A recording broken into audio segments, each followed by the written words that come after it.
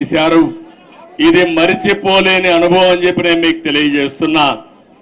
ఈ సందర్భంగా మనందరం ఒకటే గుర్తుపెట్టుకోవాలి. ఈ రోజు రాష్ట్రంలో తెలుగు జాతి ఎన్టీ రామారావు గారిని ఎప్పుడూ మరిచిపోలేరు.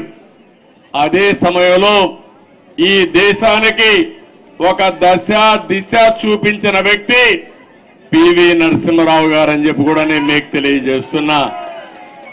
ఆర్థిక సంస్కరణలు 1991లో పివి నరసింహారావు గారు మొట్టమొదటిసారిగా అమలు చేశారు. అప్పటి నుంచి ఈ దేశంలో సంపద సృష్టించడం సులభమైంది. అలాంటి ఇద్దరు నాయకులు ఈ గడ్డ మీద పుట్టడం తెలుగు వారి అదృష్టం అని చెప్పి మరొకసారి తెలియజేస్తున్నా. ఎంతో మంది నాయకులు పోరాడారు, ఎన్నో త్యాగాలు చేశారు.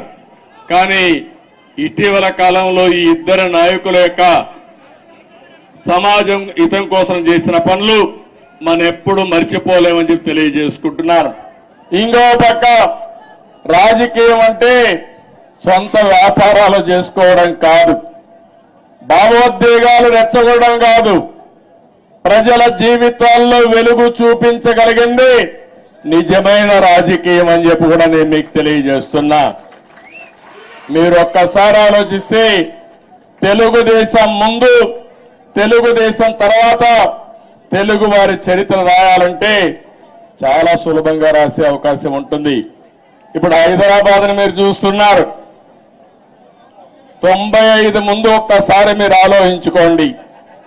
జూబ్లీ హిల్స్ ఇదే డెడ్ ఎండ్. ఇప్పుడు చాలా మంది మిత్రులు పత్రికా విలేకరులు వచ్చారు. వీళ్ళందరూ కూడా ఎంతో ఉత్సాహంగా నాకు స్వాగతం పలికారు. ఆ రోజుటి నుంచి ఈ రోజుటి నుంచి ప్రత్యక్ష సాక్షులు రాయడానికి పత్రికా విలేకరులందరూ ఆ రోజు నేను ఒకటే ఆలోచించాను, తెలుగు వాడికి సత్తా ఉంది, అభివృద్ధి చేసి చూపిస్తామని మొట్టమొదటిసారిగా హైటెక్ సిటీతో ప్రారంభించి నిన్న కూడా ఫ్లైట్ లో వస్తా ఉంటే చూశాను హైటెక్ సిటీని. ఎంత ఆనందం కలిగిందంటే ఒక్క హైటెక్ సిటీతో ప్రారంభించిన అభివృద్ధి ఈరోజు తెలంగాణ, హైదరాబాద్ భారతదేశంలో నెంబర్ 1 అయిందంటే అది తెలుగుదేశం పార్టీ ఆ రోజు చేసిన కృషి, చూపించిన చొరవ.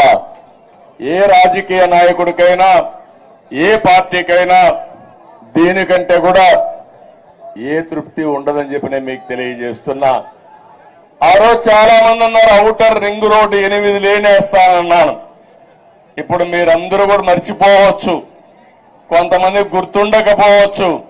కానీ నా మనస్సాక్షిగా ఆలోచించినప్పుడు నేను చేసిన పని నా మనసుకు ఆహ్లాదం ఇస్తుంది, ఆనందాన్ని ఇస్తుంది, తృప్తిని ఇస్తుంది అని చెప్పి కూడా నేను మీకు తెలియజేస్తున్నా. ఒక ఎయిర్పోర్ట్ కానీ ఇవన్నీ కూడా ఆ రోజు దూరదృష్టితో ఆలోచించి మనం చేశాం. నాలెడ్జ్ ఎకానమీకి నాంది పలికాం. చాలా మంది నాలెడ్జ్ ఎకానమీ అంటే ఎక్కడన్నారు, దానికి చిరునామాగా హైదరాబాద్ తయారు చేసిన ఘనత, ప్రారంభించిన ఘనత తెలుగుదేశం పార్టీది. అదే సమయంలో ఆ తర్వాత వచ్చిన అన్ని రాజకీయ పార్టీలను అభినందిస్తున్నా. కాంగ్రెస్ పార్టీని ఆ తర్వాత 10 ఏళ్లున్నారు, 3 ముఖ్యమంత్రులు వచ్చారు, ఎవరు కూడా చెడగొట్టల. తర్వాత టీఆర్ఎస్ వచ్చింది, 10 ఏళ్లున్నారు, వాళ్ళు కూడా చెడగొట్టల. ఇప్పుడు మళ్ళా కాంగ్రెస్ వచ్చింది, రేవంత్ రెడ్డి గారు ముఖ్యమంత్రి అయ్యారు,